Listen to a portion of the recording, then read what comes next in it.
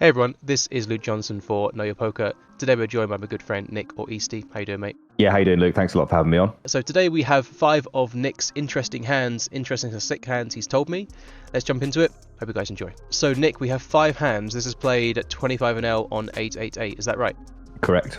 Extremely correct. Any comments going into these? Everyone's a stain. Nobody bluffs. I hate this game. Cool. All right. Glad to hear it. Let's jump in. All right, we've got King Jack suited, 3-bet, cool, like 100 effective. In fact, you can talk me through the hand first, and then we can do some of the analysis after. So we 3-bet, he calls. What's your thoughts here? I'm just range betting here. Nothing complicated. Cool. 2 pairs. Okay. 2 pairs indeed. So I'm just wondering like if I'm going to bet like ace king here. That's probably where I'm like looking for my line to be. It seems like thin. If I am betting ace king, I don't know if I want to bet like 2e. My general just default, if I can bet, is just to click the 2e button. So this seems obviously good enough to bet like 2/3 with. I don't think ace king is. Maybe I'll check that. Maybe I'll like bet queen jack as like bottom here and go from there. Yeah, you can probably choose like pocket aces with a diamond. Sounds a bit back to front, but I actually think you want the diamond here because when you bet aces, you want them to fold. So by having a diamond, you help your cause a little bit. So yeah, I guess you bottom tell me range. out there. Hang on. Why do I bet aces? I want them to fold. So the way your EV works here is if you bet the turn and they continue, you would have less of a return than if you were to bet the turn and then fold. So if you bet the turn here and they fold, you make the pot 33.56. It's really unlikely for your aces to have more EV than the pot. They're not realizing that much equity, right? Compare that to a hand like ace and a diamonds. You definitely want that. Basically, if you bet ace and a diamonds, you're realizing more than the pot. You've got implied equity. Like that's how extremely good your hand is. But aces is not anywhere near that threshold. So you would want them to fold. Even though you're technically value betting, you would still actually want to fold because your hand's not that good. So by having a diamond, you stop them shoving into you, which is not what you want, and you stop them calling, which is again not what you want. Now, I've never heard a hand spoken about like that before in my entire life, so that's very interesting. Yeah, it's so you can value bet but still want to fold because you've got a whole hierarchy of value bets, and even though you can get called by worse, you may still want them to fold. And this would also be a hand that would want to fold too. I reckon the threshold at which you want to continue is probably around a set of jacks or something. I reckon that's if you've got king queen, I still think your hand would actually benefit more from a fold. But anyway, I digress. You check the turn and you can definitely bet. It's just optional if you want to mix it. You know the player, fine. Eddie's just like a reg. Okay. So yeah, I think it's good to bet. It's good to check. I don't think you need to speak more about that. All right, he bets half pot. Yeah, I can't see shove being good, so yeah, cool. Yeah. Queen is interesting. Really I'm obviously going to play check. All right. Yeah, I think checking is good. It's just kind of a sick line to donk shove here, but I don't think. I mean, obviously, I'm going to play check because I'm a child. I would I'm check never going to find this. Donking rivers is so incredibly complicated. I wouldn't find it, but it'd be a really sick line to turn your hand into a bluff. Yeah, it's pretty filthy actually. Like, but do we want them to? Were you saying please fold like a straight? Yeah, because you would not be shoving. At least you wouldn't be shoving 10-9. So surely you're asking to fold that. They can have ace king. You actually do block kings in this line because kings is not always a 4-bet pre. Not sure what you're doing because you've got high rake and you might want to always 4-bet, but there's a chance you even block pocket kings here. All right, you check. He shoves. Yeah, pain. Really generic bluff catching spot, isn't it? Yeah. Facing pot on the super river. not thrilling. Yeah. You said he's a standard reg, so does that mean you're giving him credit to have hands like 5-4 as a bluff? I mean, he's definitely on the more capable. Like, it's not one of those people. A lot of the time in this pool, I will just auto fold this river. The motto I use is if I think about it for too long, I might end up calling. So I just fold before I start thinking because every time I end up calling, it's just no good. Yeah, this is definitely one of the people that's on the more capable side. For example, the guy on my left, 27, I think I would just fold the fucking turn. Right. Okay, cool. That's how disgusting that guy is. And then something on the right, that I would call without even thinking. Right. It's very interesting. This guy's not just here because of me. There are a few that are, but this guy isn't. He doesn't care whether I have a good or bad time. So it's very neutral. It's extremely neutral. Okay. So I've got 2 main comments, I guess. The first one is this guy is a reg, you're a reg, I presume you play with each other quite a lot, and he might watch your streams as well, so if Yeah, you he start does, folding this, probably. then you're going to be exploitable. Another viewpoint is what I call, and I mentioned this a few times already on the channel, is the implications of fold. Let's just take a moment to think about what his value range is going to be. He's not shoving ace king here, right? No. So that means that his value range is 9-10 plus, if not ace 10 plus. I guess 9-10 plus. I think it's a pretty...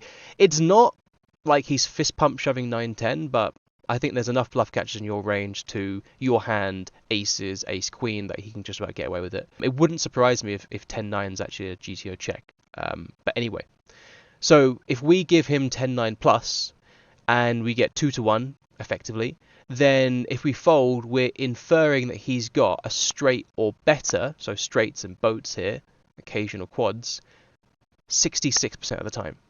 And you've got really good blockers to almost all of the boats. How do you feel about that? Because when I think about the implications of fold, it can sometimes change the standings on things.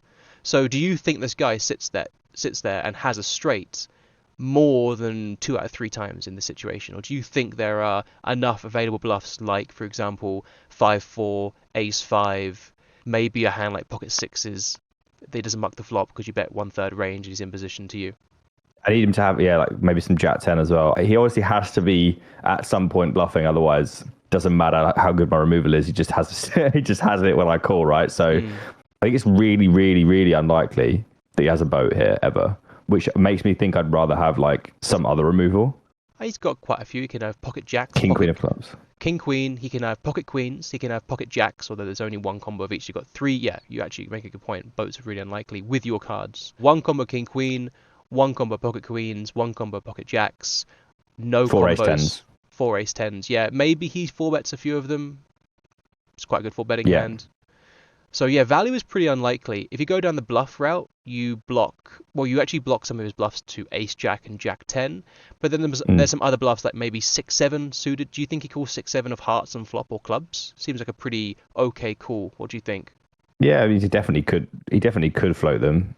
Yeah, I don't think I can rule it out, but I need him to bet the turn. I guess you have to bet the, like, you can't float the flop and then not bet the turn, but it's kind of crusty, isn't it? Like, but also, like, how do you not if you have like 6-5 here, you're so unbelievably bottom. Like, what are you supposed to do? You just check and try and show down. You just can't do that, can you? So I'd like to think this guy would understand that. Like, he has to have 5-4 and 6-5 here. And if he doesn't bet the turn, it's just like, I guess he's just one of those players that checks back, wants to hear the truth one more time, and then just like chucks in 2/3 in the river and hopes for the best. That's me. So maybe he's like that. I don't know. Well, that's the whole point of levels and reads. At this point, you don't have them. So I would say give the benefit of the doubt to an extent. So he's got 4-5, 6-5, ace-5, 6-7, maybe pocket sixes, jack 10, ace jack. That's what we think his bluffing range is. His value range is 10-9, ace-10, 3 combos of boats, maybe pocket kings as well. Could be in there as well. Maybe 4 combos. But yeah. So upon all of that analysis, what do you want to do facing this?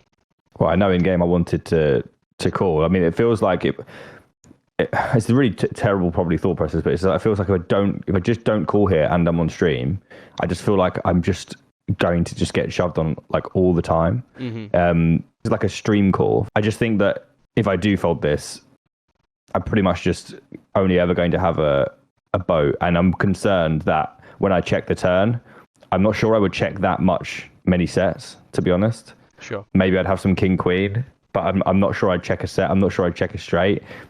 So I know that he knows that that's what it looks like. I wonder whether this is just one of the best hands I could possibly have to call here. And then again, I wonder whether that matters or not, because how much are people bluffing? But at the same time, I'm not super comfortable folding this, knowing that I'm kind of capped and that this is a really good bluff catcher in terms of removal. So I'll just flick it in and whatever. Yeah, I feel like it's almost like an integrity call to the stream. Yeah. So like to viewers, integrity. Nick is 888 Team Pro, right? You stream often. You've got, this pool is quite small. A good amount of these players are going to be watching Nick live or like a 4 or 5 minute delay, whatever. It's a very fair point that if you fold this, then it's not hard to figure out that you fold way too much in these lines and then you open yourself up to a whole other can of worms. So I feel like even before you mentioned that, I would just probably press call here and hope that he's going to have those bluffs we mentioned 1 in 3 times, because you do block so much of the value. Other hands you could have here, you could just have a hand like Queen 10 as like a really premium bluff catch the times you 3-bet versus hijack. Maybe Ace Queen. Yes, you do block Ace 5, but then you're blocking all the boats. That being said, I think holding 3 pair here is also good enough. So I would say this is going to be a call, which you do. We get shown the bad news. Yeah, bad luck. Ace 10. Honestly, you played it fine. I think you played it fine as well. Next hand. Pocket Kings. If only we had that in the last hand. Okay, so this is Bubble Boy. Deep as well. I guess you need deep as fuck. So Bubble Boy is probably the single most aggressive player in this pool, which is not like a huge statement, but they do not care. They are unbelievably aggressive in almost every spot, but they also know we have like a dynamic where he knows that I know, and I talk about the fact that he's really aggressive. So it's just like it's like, where does the level end? But basically, they are just way more capable than most players to be having nonsense. I hesitate to give advice here because he's also watching your stream, and he would maybe have an instinct as to whether or not you have a 5-bet range here. Maybe he would just think your 5-bet range is only bluffs or only value or something. He will know I don't have a 5-bet range. Okay, I think you should against him. And when you have a player that's this aggressive, as you're saying, you need to be not capping the action. Against someone who's really, really tight, it makes more sense to not have a shoving range or a 5-bet range. But against a player that's so loose, I wouldn't let him stay in the driver's seat, which is what you've done. Like by not having a 5-bet, he always is staying in the driver's seat, which is not great. I would always just 5-bet this, and if he shoves, that would cool because he's so aggressive. Yeah, but his 4-bet's like so high, and I feel like this is just one of those spots where I just like really want to trap a bunch. I've made a lot of money giving this geezer the rope, right? Basically. Okay, then I'm actually more a fan. I actually preemptively thought that you were calling because you're a bit scared to get it in, but if you're trapping, then different story. Oh, fine. No, I'm happy to get it in. Okay, but cool. Donking seems really viable here. You also still give him the rope by donking. If he's that aggressive, he might just like have blue Ace 5, see a donk, and then say, nah, I'm going to put you to the test here for everything. I don't, because you're not going to donk 35 big blinds, you're going to donk 12 or something. So he still very much has options. Anyway, you check. I think I would have personally donked this board because it's so good. But I don't know how aggressive he is. If he doesn't give a rat's ass about how good this board is and just, mindlessly c-bets, then checking is also very good. But no, he does have a decent chunk of checks. Okay, then I would have donked for sure because I don't want this to go check at this point personally. How do you feel about the turn? It's one of the better ones, I would have thought. Probably increases my equity on average. I'm not sure. Like, I don't mind. Again, I'm probably like leaning towards check here because, like, if he has got, like you said, like a bunch of Ace 5, Ace 4 diamonds and stuff, I just immediately remove all those, and I think he will just bluff them like a good chunk of the time. So, and I do want to have some good hands in my checking twice range. Otherwise, this guy will just bowl me over. So. This seems like one that doesn't need as much protection. Like a queen's fine, like an ace, obviously the worst card, but like club, queen, apart from an ace, I think we're just okay to use this as continuing to trap, and then I'd probably always bet like a set here. I want to speak exploitatively about is that he's virtually got no flushes at this point, just with the way his 4-bet range would be. If he's 4-bets, he's going to have usually a flush that interacts with the board, if not a nut flush. So he's going to have either Ace 5 of clubs, or something like Jack X of clubs, Queen X of clubs, King X of clubs, which is just like all of them are monsters on this board. Because a Jack is not Jack 5, it's Queen Jack, King Jack. Queen Jack. So basically, you've got a very legit flush draw here. It's pretty hard for him to have the ace. He definitely can have occasional aces with a club, but I think if he's got Ace King with a club, Ace King with Ace of clubs, he would just bet flop here with the nut shot and blockers and stuff. So yeah, I think exploitatively this club is very, very, very good for you. And I think in a solver you would run into 2 green cards, but I don't think you very often, if ever, run into a flush here. Fine, you check, seems reasonable. He bets, you call, right? Sticking to the plan. Yeah. Check, he shoves. I would just snap him off here. This is my mindset. If he's got an 8, my line was great. Okay. Because if he's got an 8 here, it means that he's bluffed way too... Because he could never have an 8 in theory. Ever. So... Yeah. Therefore, yes, it's frustrating in this hand that he gets my stack, but if he has an 8, we can also make a very strong inference that he's going to have way too many other hands that we beat to have this make money in a vacuum, right? So there's never a bad result here. If he shows me, I don't even know what you can lose to at this point. An 8? Oh, you fold. Okay, interesting. Yeah, I would have always called here. Actually, Fair I enough. was flipped forward because I assumed you called, actually. Yeah. What was Much. what was the reason for the fold? Yeah, I'm not. It's not an 8 that I'm concerned. You think he has no flushes? I'm not sure. Like, I know this guy does check back a bunch of stuff. I think, like I think he'll have aces a lot. He certainly can't shove like queens. He probably wouldn't check back a flopped set, but like Aces I think is he would. very, very, very, very thin shove on the river when Yeah, they he's come. a fan of those. Yeah, but still, aces, like he needs to put you on exactly queens and kings, which he may not do, and also can't you have a bunch of better hands? Even if you do sit there, by the way, with kings and queens, that can be maximum 12 combos. And you surely have enough other combos ahead. You've got some 8s, 2 pairs, sets, flushes, straights. So, yeah, aces would just be outlandishly thin. I honestly don't know why I folded this. I gave you these hands like a week ago. I was expecting me to call as well when you pressed the button. Yeah. So I don't like this very much at all, considering the opponent. But like, there must have been something going on that day that made me want to fold. Whatever it was probably not a very good reason. I'm not a huge fan of this hand. Sure. I think that my advice here is when you're so deep into the trap endeavor, right? Yeah. You didn't raise pre, you didn't donk flop, you didn't bet turn, you didn't raise turn. At that point, you just have to follow the script of check, call, river. And also, this river's really deceptively good because he will not shove aces now. Aces is just too thin. Like, you might think he shoves aces, but I just feel like that's an impossible shove at this point. Where he's shoving over a buy-in.